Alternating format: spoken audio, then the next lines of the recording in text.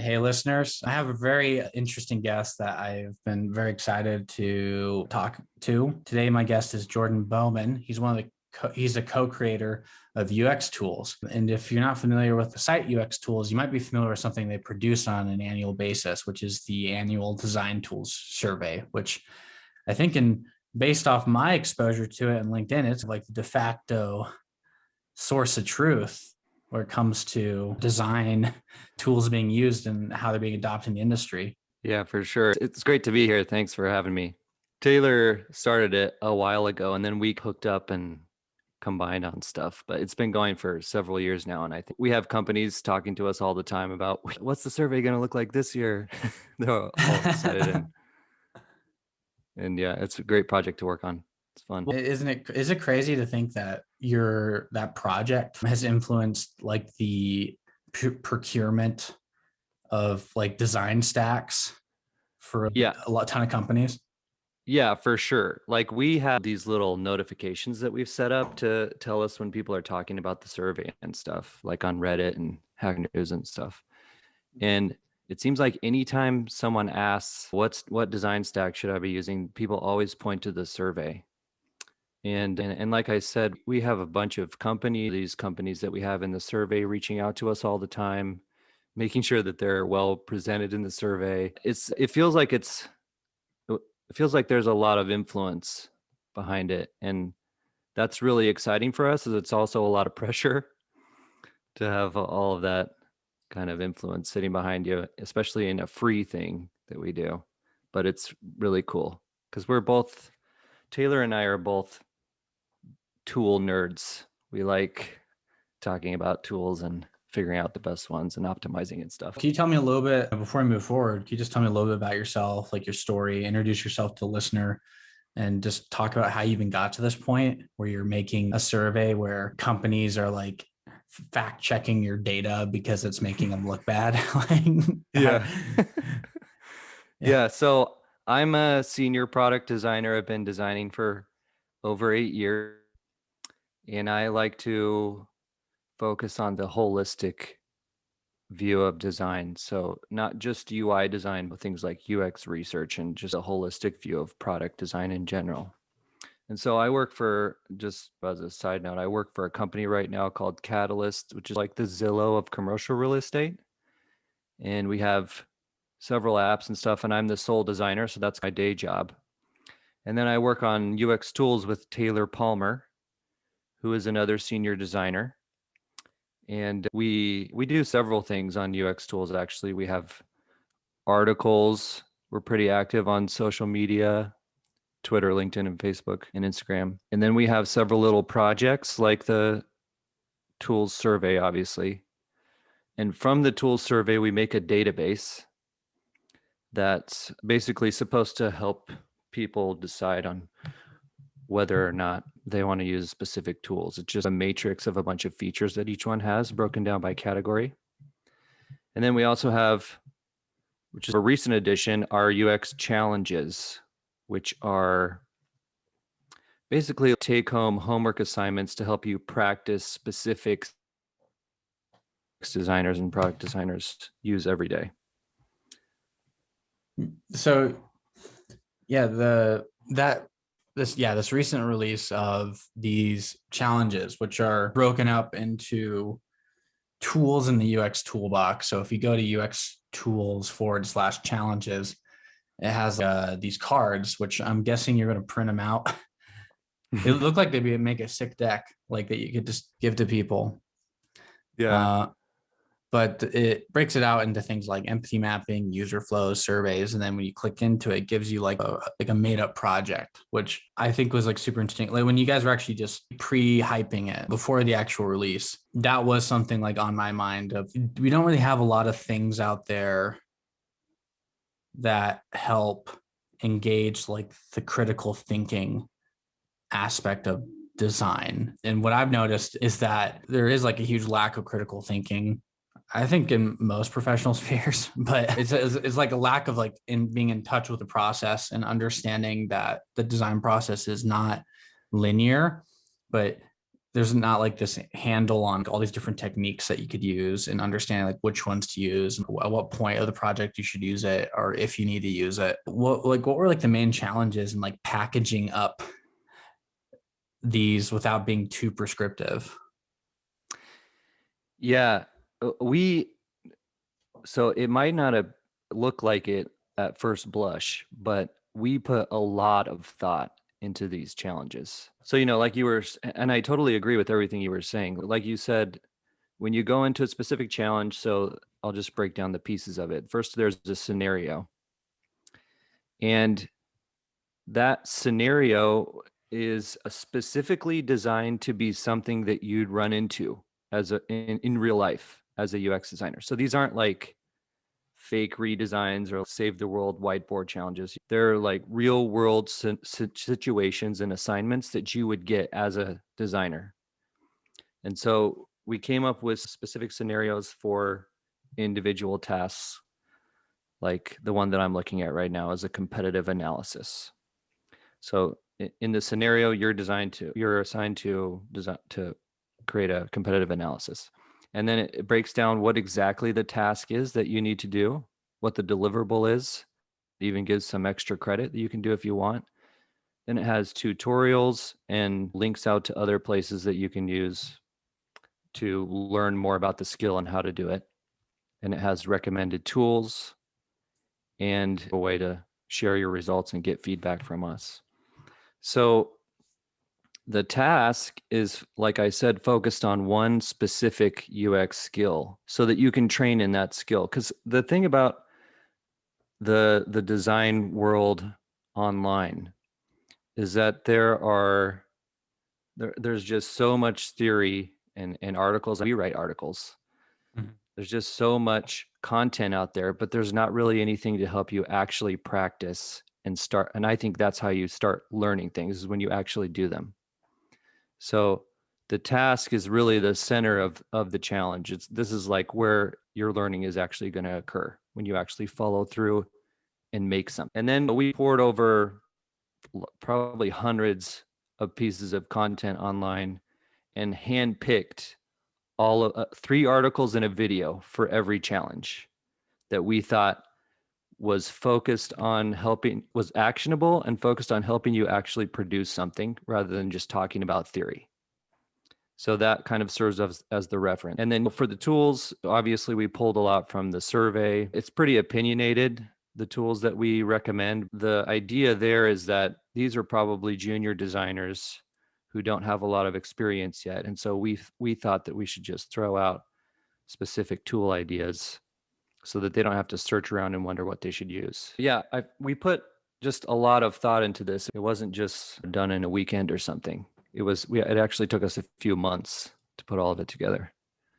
Yeah, and if people aren't familiar with, you or Taylor as like Yeah. designers, it's one thing that like I admire about you guys is that you're able to output a ton of stuff with a very high quality at the same time, which requires a lot of intense focus to get done that fast. But I like how you focus in on you don't overcomplicate it, like by making it like an open design challenge, like in a job interview, where it's just to redesign Airbnb or whatever. Yeah. And you have to come up with like tools, but it gives you a chance to be like, okay, now the outcome is a competitive analysis. These are the kind of scenarios that would trigger like the heuristic of, okay, we need to understand what our competitors are doing. And so you need to come up with a competitive analysis. And I think that's just super cool that you did that as like a free option, because that was like UI design, for example. So I out of a bachelor's program, very strong UX process, but UI has always been a struggle for me. But there's just nothing out there that gives me like those kind of like structured exercise. And that so like when I took Shift Nudge and last year, not free, actually pretty big investment Yeah. of money, but totally worth it. It's awesome, like just what I could do now. But what I liked about it, and spoilers into the course, like he breaks it up by elements. There's like a whole module like typography, and then one lesson is focused on like line spacing, or like another lesson is just focused on for the layout module. Just practice optical alignment in your design. Like design this using optical alignment. And I think that's like the cheat code for learning a new skill, is like understanding, okay, what's like the deliverable I want to practice? Like I want to get better at user flows. I want to get better at kerning. And Yeah. then I need like a scenario to make it real instead of just practicing it for the sake of practicing it, you know? Yeah. That's that's exactly what we were thinking when we made these. And I'll touch on two of the things that you mentioned. So first of all, yeah, project-based learning. That's how humans learn the best, I think. We don't learn best by lectures. You learn so much more by actually doing things. I taught myself how to code a long time ago. And I very quickly realized that I was not going to learn very much just by reading online. So I dove into things like Code Academy and Treehouse and stuff, who's they have very project based learning. And I was also thrown into freelance contracts where I had to code things. Mm-hmm. And so that's how I learned how to code, just by doing it. I did very little reading when I learned how to code. And I think design is the same way. You can sit all day in a classroom or watch YouTube videos or whatever, but until you actually start building things, you aren't a designer yet. You need to learn how the process actually happens of building something. And the other point that you mentioned is there are even challenges out there, other types of design challenges, but almost all of them are very UI focused. They're like redesign Airbnb or whatever. Mm-hmm. None of them that we could find focus on these individual skills, user interviews, making a user persona, usability tests. Even they're all just redesign this or figure out how a centaur would use an ATM or something like that. It's just like random stuff that you don't actually run into as a UX designer. So we felt like there was a big gap there in the free online content world. Do you guys ever think that what you're working on right now is like a prototype for kind of like robust paid content in the future? Yeah, we've definitely thought about that. And we have a few specific paid course ideas in mind. We probably wouldn't launch anything until next year, Mm-hmm. but we have some other ideas in the works. Like we're actually going to start a podcast, I think, here pretty soon. Awesome. I don't know how you guys fit it in with all the other stuff you're doing. Like I'm Yeah, overwhelmed with just the one thing, but I know. Yeah. Yeah. So it helps that there's two of us. that's fair. That's fair. Yeah. But yeah, it is pretty busy. We do spend a lot of time on it. And yeah, we're thinking about some monetization methods in the future. But right now, everything that we have on the website is free. And all the stuff that we currently have is always going to be free. So Mm-hmm. we're thinking about additional things in the future that we could monetize. Do you think that you could use one of the challenges on your website to evaluate like a new hire? Or is there still like a place for like those kind of like open design challenges? Yeah, I think you probably could. Some of them would lend themselves better to that situation than others, I think, because some of them are very specific. So I think Mm-hmm. you would want something in a hiring process that's a little more general so that you can get a better feel for how they approach UX in general. But this question about challenges in an interview is so tricky. Like it's just so complicated, you know? Some people hate them, some people love them, some people are just like whatever. Some companies pay you for them, others don't. There's just all kinds of questions and intricacies with this. I think it's a pretty complex thing. I don't even know what I would do as a hiring manager, honestly, if I would have challenges or not. Yeah, and I think challenges are good for practice, which is what you guys are showing. Like a hypothetical situation allows you to work the muscle. At least from what I'm learning is that a lot of like challenges are dumb. And Yeah. really the best way to interview someone for a design job is just to look over their portfolio. I guess challenges like are good for junior designers because they don't have a choice. And you know what? Don't want to sound mean, but like I paid my dues. Just like Yeah. getting into design sucks. Like it's just an industry you have to break into, and yet you have to do challenges in the beginning. But yeah, the problem with challenges is that they're biased. That's why with your guys's challenges that there's clear parameters on what is successful. I need a flow chart to critique. If I'm going to give you feedback, it needs to be like this output. And that is what a lot of what the UX job is. It's like these tiny little scenarios. It's nothing very linear. You might be like jumping back and forth between like ideate and define in your job for like 6 months, right? Yeah, And we just wrote an article relatively recently, a few months ago, about, it's called "What No One Explains About the Design Process." And one of our big points in that article was that everyone adheres to a specific process, or says they adhere to a specific process, like design sprint or whatever. And there's nothing wrong with specific processes, but the reality is, when you're in a design job, design is different across teams, it's different across projects, it's different across individual designers. So the way that I like to think about it, this linear process, but more of a tool set, a toolkit that you use. And you need to be able to understand these underlying principles in the toolkit and apply them wherever it makes sense, rather than following this ABC's process every single time. Because like I said, it's different. I get so many different kinds of projects and assignments in my current job because I'm the sole designer. Mhm.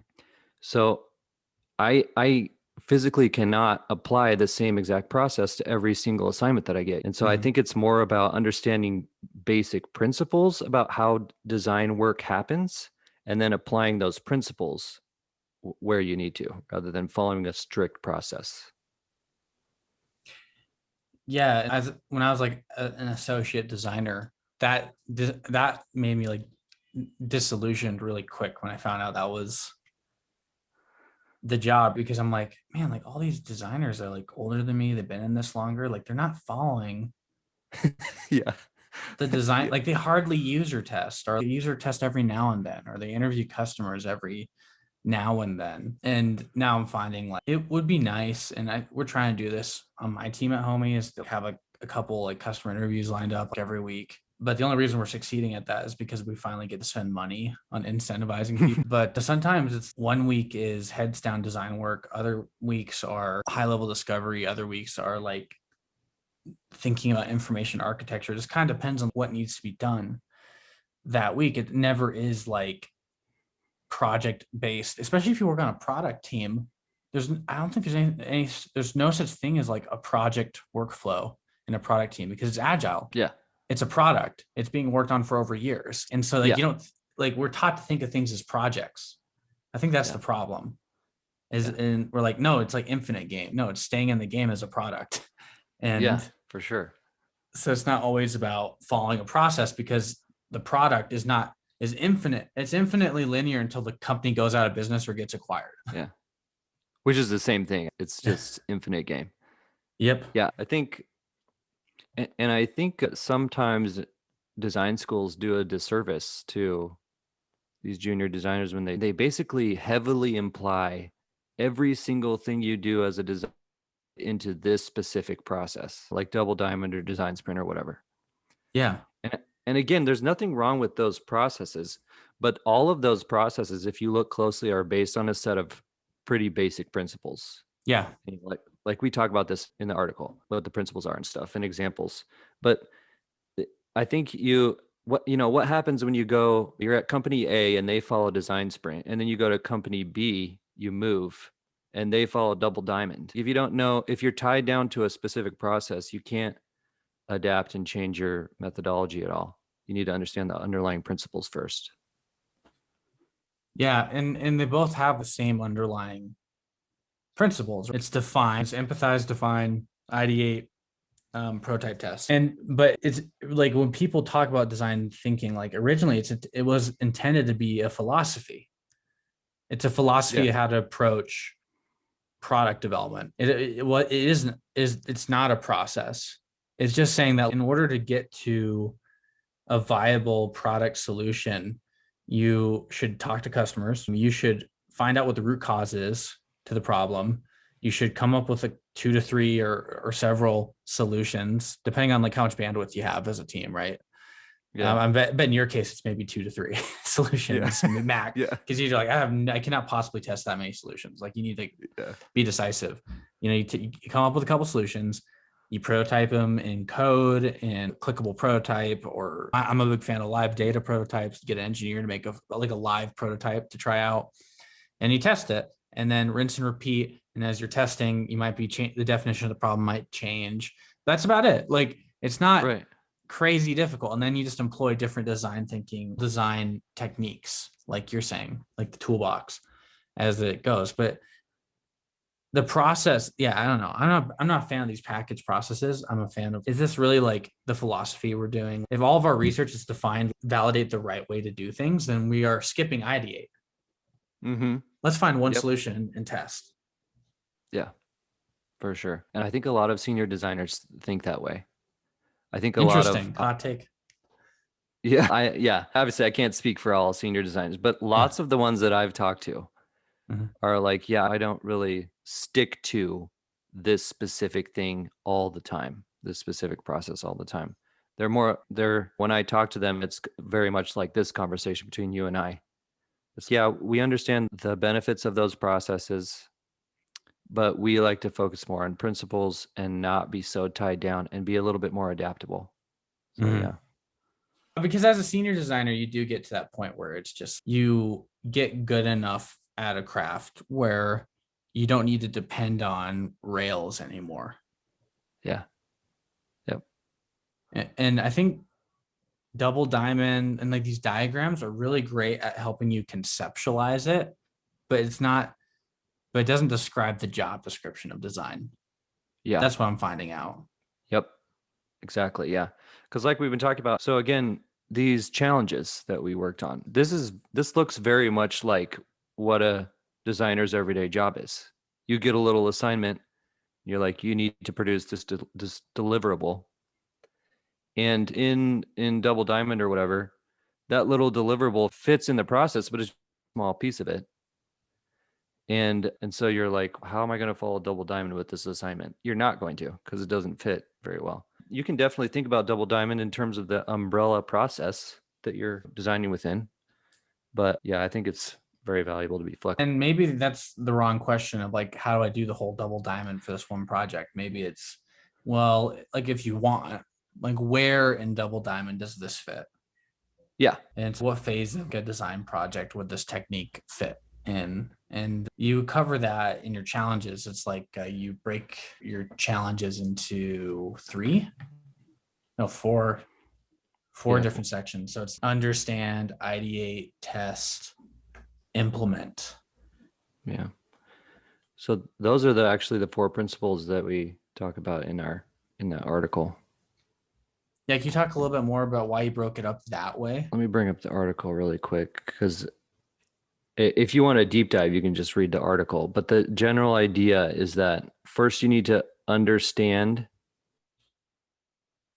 what you're designing for. So that means understanding both the user and the employer and figuring out what each one needs and then balance. You just need to come from a place of a solid foundation of understanding. And so these tools, these skills that we have challenges for, help you do that. They help you understand the project and the requirements and what your goals are as a designer. And then ideate that's pretty straightforward. It's specific skills for helping you come up with creative ideas for how to address the problem, find a solution. Test, again, that's straightforward. You're going to test what you ideated. And I think this is really crucial, in my personal opinion. You can have ideas all day, but until you actually put it in front of users and put it through the ranks and actually measure it against something, you don't know whether or not it's going to work. So I like to test a lot. And then implement is just taking all of the things that you've learned and created up until now and basically pushing it to production. So what does that actually look like?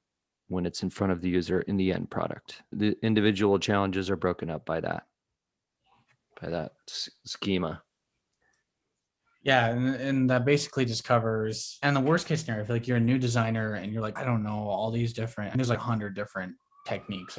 A good book is like the Universal Methods of Design, which is like goes over 100 different design techniques. Is like getting very familiar with it, like and you could use UX tools like breakdown. Is it's just okay, like your instinct tells you I don't understand the problem. Okay, cool, that narrows down Yeah. the techniques that you could like use, Yeah. right? It's like, and then okay, I feel like we have a bunch of ideas, but we haven't really narrowed down which are like the 2 or 3 that we should really like invest in. Okay, you just narrowed it down, like testing type techniques, and then you just get familiar there. But it's not like you have to study every single design technique. You can learn on the job and over the years develop and try different things out. Because actually it's funny because today at work I was like going through that. Is I've identified like, okay, I don't understand, like the problem is I don't understand like in detail like the nuances. But then I'm like, should I build a user environment? Should I storyboard it out? Should I make a forced semantic zoom, or which is like a type of concept map? Like, and right now I'm just like brainstorming. Okay, which ways, like what kind of like tools can I use to help me understand the problem more? Yeah. And that's the day to day. That's a case study of Yeah. the job as a UX designer. Yeah, that's a case study of what we were talking about. You weren't like, okay, well, I have to do double diamond now. So what's the first process? You were like, I have this problem. Mm-hmm. And these are my tools. These are my available tools to figure out the solution. Let me pick the best one for this particular scenario. That's what I think happens in good design. That's basically it. Let's pivot a little bit. I'm sure people want to know a little bit more about like behind the scenes of the design tool survey. I know that Figma killed it in 2020. And I was actually, when I was talking to Taylor about coming on the show to interview, he's sorry, I'm really busy like getting the tool survey ready to go. And I'm like, I'm going to just make a prediction right now. Figma must have did a great job. And he's like, yeah, you called it. Yeah. They're just doing so well. It's sorcery how good their product game is. Can you talk a little bit about like why you think like Figma outdid everybody? Why do you think Figma did so well? And then we could talk a little bit about like how you set up the survey so that it's not like a biased, like the data isn't biased, right? Like you're pretty confident this is the data. And you even have a download link on the website to say, no, look at the data, Figma won. But like, why do you think Figma won? So I think there's a few reasons. And to be honest, so we divide up our projects we try to divide between Taylor and man on our certain projects. So like I was the point man on challenges, he's the point man on the survey. So he runs a lot of it. But in my opinion, Figma, I think that they came in and really had a good handle on the product design industry and what the day-to-day of our product design of a product designer looks like. And I feel like they are very focused on finding individual problems that product designers are running into every day and solving it for them. So I'm not saying that Sketch and other companies don't do that, but Figma is like laser focused on finding problems that product designers have and fixing them. There's just a myriad of specific features that kind of showcase that. But they obviously weren't always the top dog. Sketch was the top dog for quite a while. But I feel like Figma reached this tipping point where they had solved so many problems for product designers that everyone just started adopting them. And that's what a good product does. Like, I think the same thing is going on with Dovetail. If you are familiar with Dovetail and their sort of research, they do, it's like a UX research repository. And the first time I got on and used that product, I was like, man, these guys know exactly what my problems are and they know how to fix them for me. And so I'm just like blown away by how good they must be at UX research and really getting into the mind of their customer. I think Figma's pretty similar. Yeah, I think like Figma is really good example of, because they're not the only, like functionally you could do very similar things with Sketch, Figma, XD. Like you can make an artboard and you could put typography and images on it. And so a lot of people think that if you believe in just like the linear UX process, oh, all these tools are the same, but obviously not. Like the data shows Yeah. that there's like a preference. Yeah. And you could be like, well, why? Is it like better marketing? Is it better? Do they just have like cooler features? And so no, like what makes Figma different is like the subtle, it's like these tiny little features. Yep. And they come out with them all the time. They're Yeah, they constantly continue. releasing new stuff.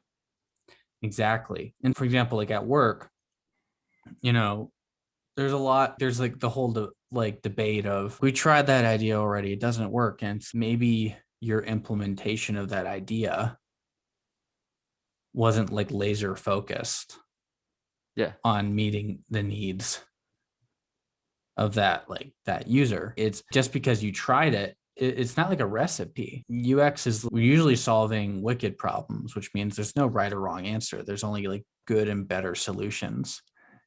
And there's no process for getting like the better solution. There's only like better critical thinking of the designer, because that's what makes Figma like super desirable. Is they're continuously releasing like little improvements. Like when they were functionally the same as Sketch, for example, like people still use Sketch. They're like, why would I move over to Figma? It's like the same thing. Yeah. And then all of a sudden Figma is like coming out with this universal search bar, like being like quick keys for pulling up like tiny little features, quick keys for pulling up plugins, which Sketch still doesn't have. Yeah. And it's just like these tiny little things where they're just like incrementally optimizing and releasing features. But knowing that like at first you have to have like table stakes. Like people want to have these big product releases that solve all the users' problems. But then when you like talk about table stakes features, like we need to at least have a flow that does this to be competitive with our other companies. And they're like, but what problem is it solving? I'm like, it's solving the fact that it doesn't matter if we know any of the customer's problems. If we have nothing to build off of or iterate off of, Yeah. it doesn't matter if we like don't have that foundation of just table stakes features. But then as we see from Figma, once we have like that table, we identify what table stakes is for the industry, then it's like continuously releasing like value and small, powerful features. Yeah. And I think that Figma as a company is just so tied into the design community. I'm not saying another level. They have full-time design advocates, which are basically just, let's go out into the design community and make friends and do all kinds of stuff and just be part of the design community online. And you can look at their plugin system. And I think that's another thing that really helped them a lot. Made their plugin front and center. And there's just so much stuff that's on Figma now via their plugins. But I think that points to a larger strategy on their part to be involved in their customers' lives and really understand the customer very well. I'm sure they are really serious about UX research. So yeah, I feel like that's one of their focuses. Let's talk to the people, to everyday people in the community. Yeah, so Jeff Whitlock, who I interviewed, like probably second person I've interviewed on the show, he posted something on LinkedIn where he was talking about the lessons he learned at Y Combinator of what they like instill in their startups there. And I'm going to pull it up so I don't butcher it. But I mean, the gist of it is that it's basically like you just talk to customers daily, which I think their ability to create a community, Figma was able to create like a community around their product, allows them to get that kind of feedback. And then it's like frequently ship new product, and product perfection comes over time instead of, and I think a lot of designers aren't, because we think in projects, we don't think in product. Yeah. I think that's like product perfection happens over time. So we don't have the resources to build perfection. Even if you ship bugs, it's not the next 10, 100 or 1,000 users that will make you successful. It's the next 10,000 or 100,000 users. So it's constantly ship new product, constantly talk to customers, but ship. like ship new product, especially if you're like going from 0 to 1. And I feel like that's what Figma does. And then Sketch gives me tweets like, hey, have you ever used like proper layer structuring and renaming Yeah. your layers? Like, not that was like so tone deaf Yeah. of them to say that. And then Figma is, oh, by the way, we just released these 2 features. I'll change the way you work forever. And you're like, Yeah. holy crap. Like, Yeah. how do they do that? Like, how do they read my mind? I think, Yeah. yeah. So I'm really grateful for what Sketch did. Because like I said, I've been designing for it's almost 10 years now. I'm really grateful for what Sketch did for the product design community because we're talking about comparing Sketch to Photoshop, which was Yes. just so terrible. Sketch just totally opened the door for all other real UX and product design tools to exist. And then XD and Figma came along. So I think and this happens in every industry. There's always turnover. There's a half-life for every company usually. Mm-hmm. And so Figma came along and just I think they've done a slow burn and gotten to a point where for me personally they're a better option than Sketch. So yeah, I think it is a matter of more of an infinite game in the long game. And the other thing I was going to say is I think it's important to ship, but there's a balance between just shipping things to get things out and solving problems, which is what I feel like Figma does. Every time they put out something new, even if it's tiny, I'm just like, yes, thank you for fixing that for me Mm-hmm. in my life. Digital tools are just they're just tools. Like they're not your life. They need to solve problems for people and fix things. And the closer you can get to solving real high pain acute problems for people, the the more loyal they're going to be to you. And I think that's what's happened with Figma. Yeah, I agree with that because it's like it's like when companies adopted agile, they're really just waterfall because it's project based. And then they just do 2 week sprints and they call it agile. And I think, and then they're like, let's continuously release. And it's like bug fixes and it's just Yeah. releasing just to release. And that's not agile. It's, yeah, when people talk about continually shipping value, it's always, okay, let's solve this problem. Let's try this out. Let's try to see if this solves the problem. And when I look at Ping Pong, which is Jeff Whitlock's startup out of Y Combinator, I look at this app and it's just this asynchronous video messaging system. It's really handy for just not having meetings. And the tool looks completely different than 2 months ago, and it just get better. And they release something, and then, oh, that didn't work. Okay, next release, it's something different. But you're just like, oh wow, thank you, thank you, thank you. Every little release is like this tiny little, oh, we heard you want to do this. We fit it into the product, but it doesn't feel Yeah. bloated. It feels like lean, like it's getting a little bit better. But yeah, it's always has to be like framed. And that's why a good product manager is like a big deal. Yeah, for sure. Because I mean, it's not like just our job as designers to like ship value, but I think it is up to us as designers to learn that we can work smaller. Yeah. Because I think, Yeah. isn't that kind of like one of the reasons why designers suck is that we always prescribe like we know, no, we need to do this, we need to do this whole complex system. Yeah. And I think one of the plagues of the design community is ego because it crops up a lot. And that sort of leads you to be like, yeah, we need to do it this way. Or to make it really bigger than it needs to be. And I think the solution in my mind to all these things that we're talking about, to get rid of ego and to make sure you're solving the right problem, the highest priority problem, is to do research. And by research, basically all of the things, the skills, the types of skills in our design challenges and testing and stuff, rather than just pixel pushing all day and just sticking your head in Figma and just UI designing all day. I think we need to adopt in the design community a little more holistic view of what design practice actually looks like and apply more research where we can. Because in my experience, I don't think you can really fully understand the customer or their mental models or their problems unless you perform that research. It's just not going to happen. Like, no matter how talented or intuitive or smart you are, you're not going to be able to figure things out with certainty unless you actually perform some research and do a user interview, do a usability test, all kinds of methods like that. I just think that research is so important.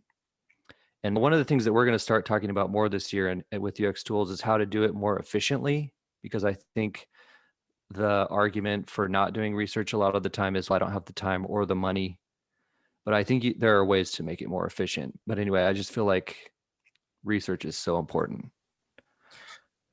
And I think striving to spend more and more time on it, the more experienced you get, the better. And I think people are like, well, how? And what I've learned is that if you could get really good at UI design, meaning that like you're good enough to get fast to make usable, functional, modern looking UIs, and spending less time on UI, that's one way for you to think more. Yeah, spend more time talking to customers, more time doing research. Like I think to become more of that pure UX designer that is always talked about and idealized, you have to get faster at UI so that Yeah.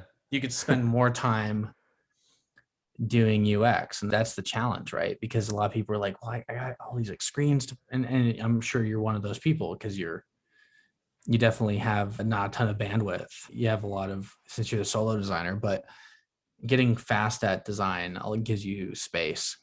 And getting fast at UI design gives you space to spend more time solving problems. Yeah. Yeah. And so I think that's definitely a big part of the equation. And things like design systems help you a lot to be faster with UI design. If you're designing everything from scratch every single time, it's not going to be very efficient. And I think there are also, I think there's a more efficient, agile way that you can approach research. I've had lots of very productive user interviews that were only like 10 or 15 minutes. They weren't like an hour long thing that everyone says you need to do. So I think there, and again, this, we're going to try to talk about this in UX tools over the course of the next year or so, but because we think it's really important to get this out there. But I think there are just different approaches and ways of doing specific methods that will allow you to get more done and be more conscious of constraints on time and money and stuff, but still get research done. So you say, yeah, that's interesting. So you bring up 15-minute UX research doesn't have to be super formal, right? Like you're saying, it can be like a short conversation as long as you like know. And I think, and also the best ones that you don't have a long script. Like you have maybe two or three like open-ended questions. Tell me a little bit how you do this. Tell me about your workflow. Tell me how you do this. And that's all you need to get like an idea of like how you could solve that problem. Yeah, in all of those cases, I had a specific question that I needed answered. And I beforehand constructed some interview questions that I felt would be really effective and get to the solution as quickly as possible. And I just asked those couple questions. I asked maybe a few other questions that emerged from what they said. And then that was it. Like, I just had one goal for the interview. I created a plan around that one goal. And then when the goal was solved, I just got off the call. There's no reason to stick around for another 45 minutes on the call unless there's more questions to answer. You know? Yeah. And if you're doing interviews frequently, you can afford to cut things off. Like you're not, and also here's the thing. Actually, this is great. So there's like this awesome book called Exposing the Magic of Design, and it talks about the difference between marketing research and design research. Marketing research, like it attempts to predict behavior. That's why it's always about sample size and asking like, and then scientifically asking the same questions. But design research is attempts to understand culture, looks at styles, words, tools, and workarounds people use in efforts to inspire design. And it celebrates the unique and peculiar, And then avoiding bias is irrelevant in design research. The goal is not to be objective, but instead to be rigorous. Like our goal is to be rigorous as designers because we're trying to find out design specs. We're not trying to predict behavior. We're trying to engineer it using human-centered design principles. Like and so I think like what gets people caught up on, oh, if you're done and you're not spending a bunch of time on it, like how could 15 minutes of a conversation with 5 people like lead to a really strong roadmap? And so that's not the point. You're doing this every week. You're just having a conversation. And once you've answered that question, you change the question the next week. And you're just always talking to people. And it's not to get like, and because people are concerned that you're not asking a question like 20 people, you're not building a big sample size. And I'm like, well, this isn't marketing research. Yeah. This is me trying to taste make and understand the customer a little bit more. I'm not trying to predict behavior like, oh, are they going to like my UI? No, it's because my UI solved their problems. That's the end game. Yeah. And in all these cases, again, there was a specific problem or a question that I had. And I decided, this harkens back to what we were talking about before. I decided that a user interview, that method was the best way to figure out the solution for that problem that I had, that question that I had. Yeah. And so there was just one question.